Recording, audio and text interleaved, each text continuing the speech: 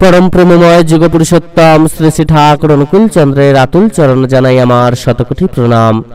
जय गुरु सकल इष्टप्राण दादा मायरा। आगामीकाल पवित्र महालया। এই মহালয়ার ভোরে প্রচুর মানুষ আছেন যারা তর্পণ করে থাকেন। প্রত্যেকেই তাদের পিতৃপুরুষদের উদ্দেশ্যে তর্পণ করেন।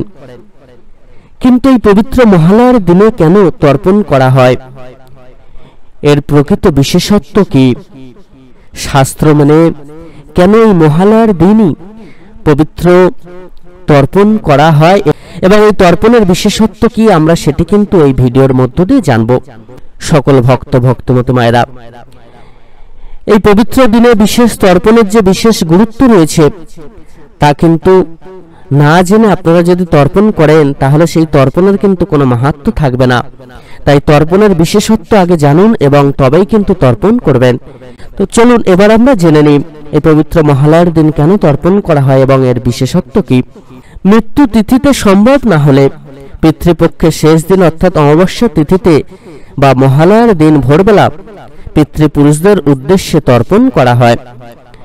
দাতা কন্যার আত্মা স্বর্গে অবস্থান করলে তাকে খাবার হিসেবে সোনা এবং রত্ন দেয়া হয়। কন্যা এই কাজের কারণ জানতে চাইলে তাকে জানানো হয় দাতা কন্যা সারা জীবন সোনা এবং রত্ন দান করে গেছেন। পিতৃপুরুষের উদ্দেশ্যে তিনি কখনো খাবার বা জল দান করেননি, সেই কারণেই তাকে স্বর্গে সোনা এবং রত্ন খাবার হিসেবে দেয়া হয়েছে। কর্ণ তখন স্বীকার করেন যে পিতা এবং পিতৃপুরুষদের যে খাবার এবং জলদান করতে হয় সেই বিষয়টি তিনি জানতেন না। এ বিষয়ে তার মা যুদ্ধের আগের রাতে তাকে জানান। পিতৃপুরুষদের উদ্দেশ্যে খাবার এবং জল প্রদান না করা তার অনিচ্ছাকৃত ভুল ছিল এবং তিনি সেই ভুল সংশোধনের ইচ্ছা প্রকাশ করেন। তখন দেবরাজ ইন্দ্র কর্ণকে 16 দিনের জন্য মর্তে গিয়ে পিতৃপুরুষদের উদ্দেশ্যে অন্ন এবং জল দানের অনুমতি দেন। এই 16 দিনই পিতৃপক্ষ হিসেবে পালন করা হয়। ভাদ্র পূর্ণিমার পরবর্তী প্রতিপদ থেকে অমাবস্যা তিথি পর্যন্ত পিতৃপক্ষ পালন করা হয়।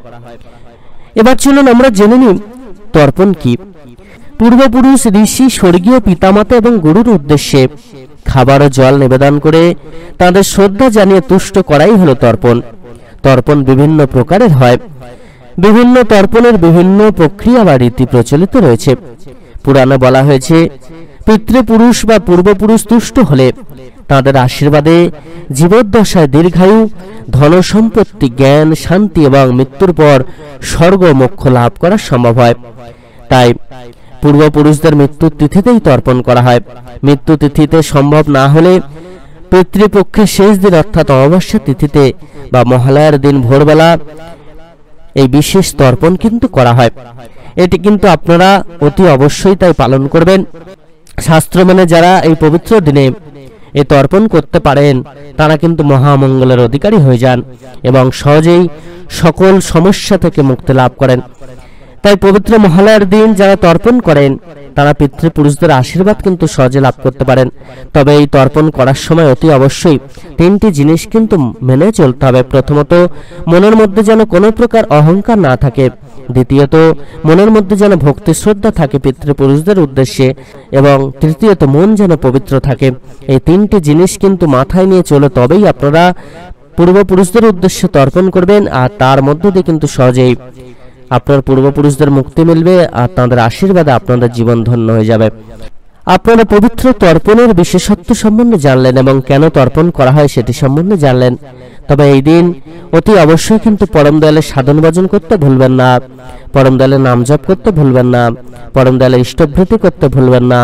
এই পবিত্র দিনে আপনারা যদি ব্রহ্ম মুহূর্তে ঘুম থেকে উঠেই পরম দয়ালের নাম জপ করেন, তারপর ব্রহ্ম মুহূর্তেই গঙ্গা স্নান করতে পারেন। যদি গঙ্গায় না যেতে পারেন তাহলে ঘরেই স্নান সেরে শুদ্ধ বসন পরিধান করে পরম দয়ালের উদ্দেশ্যে পূজা পাঠ করতে পারেন, ইষ্টবৃত্তি প্রার্থনা করেন এবং পূর্বপুরুষদের মঙ্গল কামনায় তাঁর চরণে যদি প্রার্থনা জানান তাহলে কিন্তু সহজে তাদের মুক্তি মেলে এবং সহজে কিন্তু পরমপিতার আশীর্বাদ আপনি লাভ করতে পারবেন।